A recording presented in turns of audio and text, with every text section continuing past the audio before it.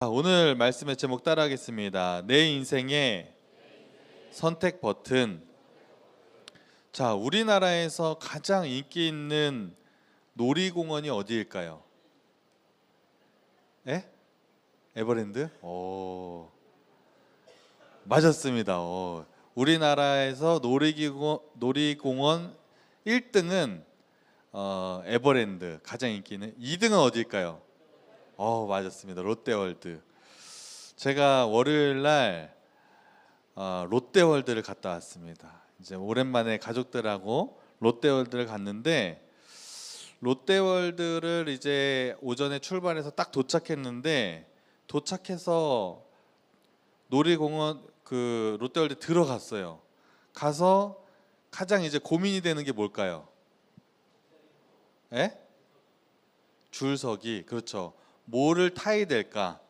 그래서 롯데월드를 가서 이제 놀이기구를 타야 되는데, 롯데월드에서 가장 인기 있는 놀이기구가 뭘까요?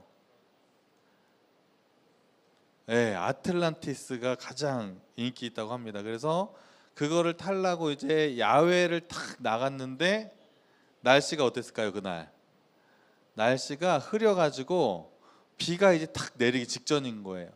그래서 이제 고민이 됐습니다. 선택을 해야 되는 거예요. 비가 오기 전에 하나라도 이 야외에서 타고 들어갈까, 아니면 이제 비가 오기 시작하면은 야외에 있는 사람들이 다 실내로 몰려들 텐데, 그러면은 실내에 놀이기구 타는 게 또 줄이 엄청날 텐데, 차라리 지금 실내를 들어가서 하나라도 더 탈까? 여러분 같았으면 어떻게 하겠어요? 그래서 저는 실내로 들어가는 선택을 했습니다. 그래서 실내에 들어가니까 좀 그래도 놀이기구를 줄이 많지가 않아서 더 탈 수 있었어요. 이제 어쨌든 놀이기구를 타면서 계속 선택을 해야 되는 거예요. 선택을 할 때 재밌는 거는 줄이 길어요, 적어요? 길어요. 재미없는 건 줄이 좀 짧습니다. 여러분 같으면은 길게 기다려서 재밌는 거를 타겠어요? 아니면 조금씩 기다리고 재미없는 걸 여러 번 타겠어요? 재밌는 거? 기다려도요. 그래서 그거를 이제 선택을 해야 되는 거예요. 근데 그러면서 이제 어떻게 하면 재밌는 거를 줄이 더 짧은 걸 탈 수 있을까 아주 연구를 하면서 돌아다니다가 가성비가 아주 좋은 놀이기구를 발견했습니다. 이야, 이거는 재미도 있는데 줄도 금방 줄어요. 무슨 놀이기구일까요? 맞았어요. 바이킹. 야, 바이킹은 줄이 길긴 하거든요. 근데 한 번에 한 60명씩 타니까 금방 줄어드는 거예요. 그래서 야, 이거다. 그래서 우리는 이 바이킹을 집중적으로 타기 시작했습니다. 그래서 한 4번인가 그렇게 탄 것 같아요. 그래서 재미있게 놀이기구를 타고 이렇게 온 경험이 있습니다. 이처럼 놀이공원을 여러분도 한 번씩 다 가봤을 텐데, 가면은 계속 선택을 해야 되는 거예요. 어떤 놀이기구를 탈까를 잘 선택하냐에 따라서 그날 하루가 또 달라지는 것입니다. 인생도 마찬가지입니다. 우리가 참 많은 선택을 하면서 살아가는 것 같아요. 오늘 아침에 여러분 올 때 무슨 옷 입을지 선택했어요, 안 했어요? 오늘 선택했죠. 보니까 오늘 옷을 유난히 이쁘게 잘 입고 온 사람이 있는 것 같아요.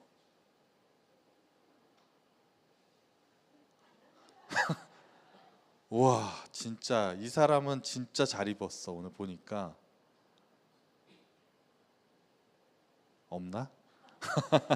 예, 아무튼 다 잘 입고 왔어요.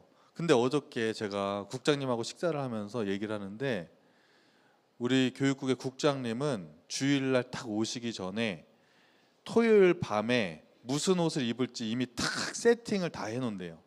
그런 사람이 있어요. 나는 토요일날 밤에 옷을 뭐 입을지 미리 골라놓는다.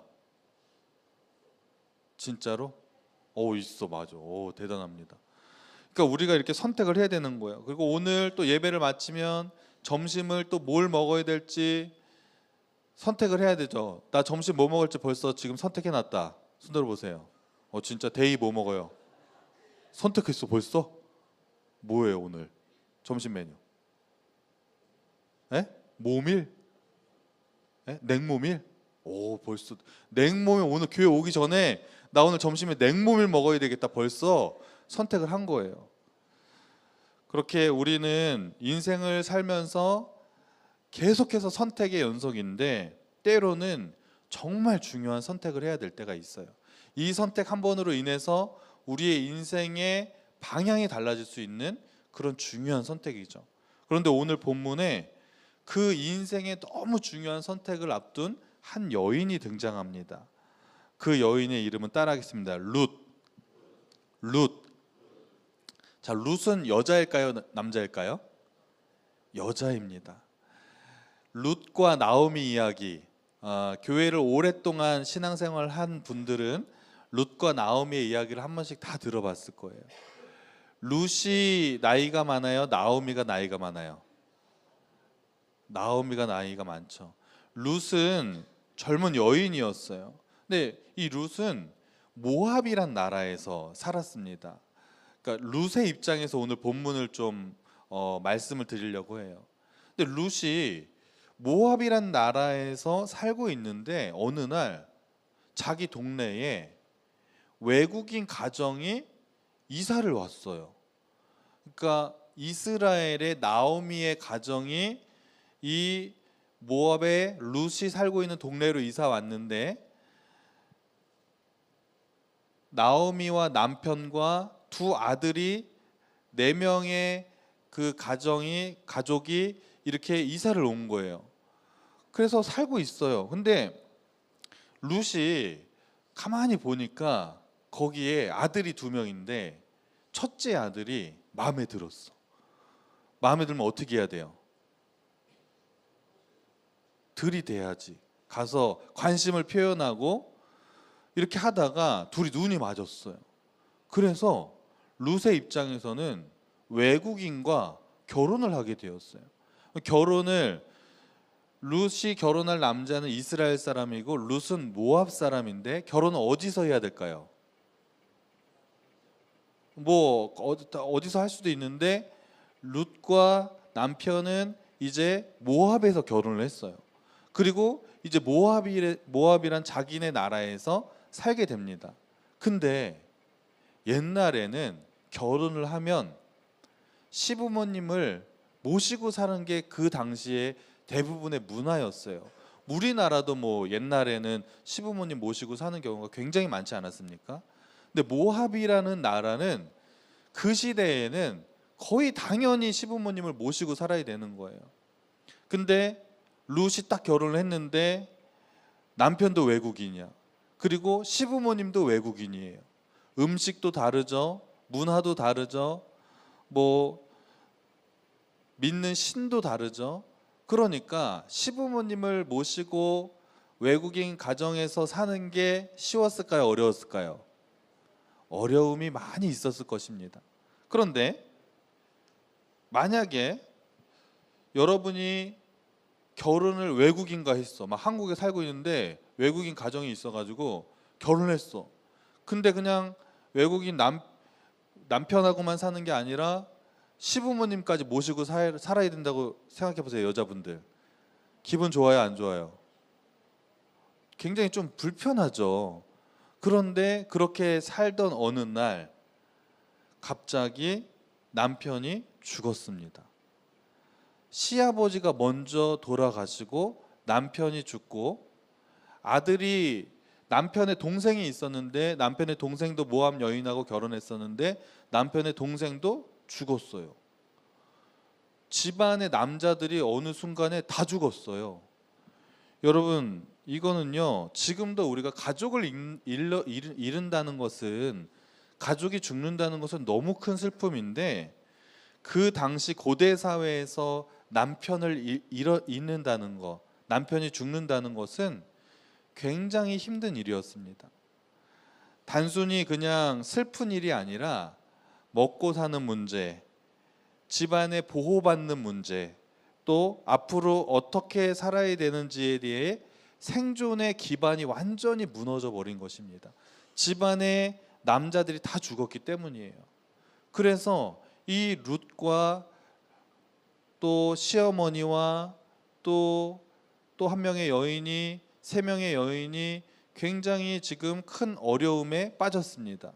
그때 시어머니가 이런 선택을 합니다. 두 며느리를 불러놓고 얘들아, 나는 이제 그냥 내 고향 이스라엘로 돌아갈 거니까 너희들은 그냥 여기에서 새 출발하여라, 이렇게 말씀을 하시는 거예요. 그러면 생각해 보세요. 여러분이면은 시어머니가 그냥 너희는 여기서 살고 나는 그냥 이스라엘로 가겠다 이렇게 얘기하면 어떻게 해야 돼요? 따라가야 돼요? 남아야 돼요? 남아야 되죠. 왜냐하면 시어머니를 따라간다는 것은 그 이스라엘, 자기도 잘 모르는 나라에 가서 살기도 어렵고, 나오미가 시어머니가 돈이 있는 것도 아니고 가난합니다. 거기에 갈 이유가 없죠. 근데 룻의 입장에서 보면 이 모압이란 나라는 자기의 나라고 여기에는 부모님도 계시고 가족들이 살고 있어요. 또 자기는 아직 젊어서 다시 재혼을 하거나 새 출발을 할 수 있습니다. 그러니까 모든 사람이 보기에 룻은 그냥 그곳에 남는 것이 가장 바람직한 선택이라고 보여질 수 있어요. 그런데 룻이 그러는 거예요. 다른 며느리는 저는 여기 남겠습니다 그러는데 룻은 어머니, 저는 어머니를 따라가겠습니다 그러는 거예요. 이게 시어머니도 당황하는 거예요. 나를 따라온다고? 힘들 텐데. 그런데 룻이, 여러분, 왜 시어머니를 따라가는 선택을 했을까요? 가서 고생해야 되는데. 자, 오늘 말씀에 그 이유가 나옵니다.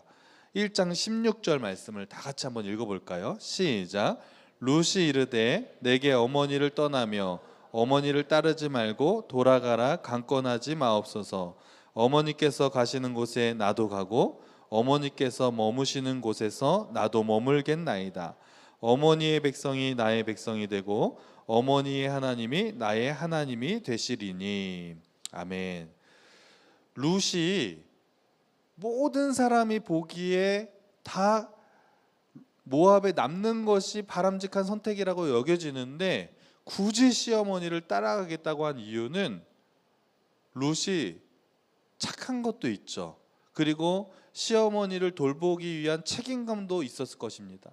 그런데 더 큰 이유가 뭐냐면 오늘 읽은 말씀에 뭐라고 나오냐면 어머니의 하나님이 나의 하나님이 되시리니 라고 나옵니다. 자, 이 말은 뭐냐면 믿음이 없는 사람은 이런 고백이 나올 수 없는 거예요. 룻은 모압 여인이었고 모압에는 하나님을 믿는 사람이 없었어요. 그 나라는 이방신을 믿는 나라입니다. 그런데 어떻게 룻의 마음에 하나님을 향한 믿음이 생겼을까요? 시어머니와 같이 살면서 시어머니가 하나님을 어떻게 믿고 어떻게 믿음으로 살아가는지를 이 룻은 그동안 봤던 거예요. 보면서 야, 나도 하나님을 한번 믿어보고 싶다, 이런 마음이, 믿음이 룻의 마음속에 계속 자라고 있던 것입니다. 그리고 자신의 인생에 불행한 일이 찾아왔을 때, 그리고 중요한 선택을 하는 이 선택 앞에서 이 룻의 마음속에 갑자기, 그래, 시어머니가 믿는 그 하나님의 나라에 나도 한번 가보는 거 어떨까? 나도 하나님에 대해서 더 알아보고 싶다. 그래서 룻은 믿음의 선택을 하게 된 줄로 믿습니다. 그래서 룻이 시어머니를 따라서 이스라엘 땅으로 가게 되었습니다. 근데 갔는데 형편이 하나도 나아진 게 없이 집은 있는데 먹을 것도 하나도 없어요. 시어머니가 돈도 하나도 없습니다. 당장 끼니 걱정을 해야 되는 상황이에요. 그때 룻이 어떤 선택을 하냐? 밥은 먹어야 되지 않습니까? 그러니까 밭에 나가서 이삭을 줍기 시작합니다. 자기의 생존을 위해서도 그렇지만 시어머니도 사셔야 되니까 자기가 대표해서 밭에 나가서 이삭을 줍기 시작합니다. 그런데 자기는 그냥 밭을 나갔는데 그 밭이 어떤 밭이었냐면 이스라엘의 굉장히 유력한 사람이었던 보아스라는 사람의 밭이었습니다. 보아스는 그 당시에 그 이스라엘 땅에서 굉장히 믿음 좋기로 유명한 사람이었고 재산도 아주 많이 있었고 많은 사람들에게 존경받는 인물이었어요.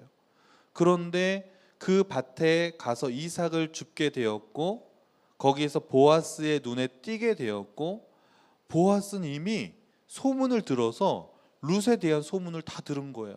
야, 저 이방 여인이 시어머니를 따라서 이 땅에 왔고 믿음으로 살려고 애쓰는 그 모습이 있다는 것을 보아스가 듣고 그 룻을 잘 대해줍니다. 보호해주고 먹을 것도 주고 잘 대해주고 결국에 룻이 그 보아스와 결혼을 하게 됩니다.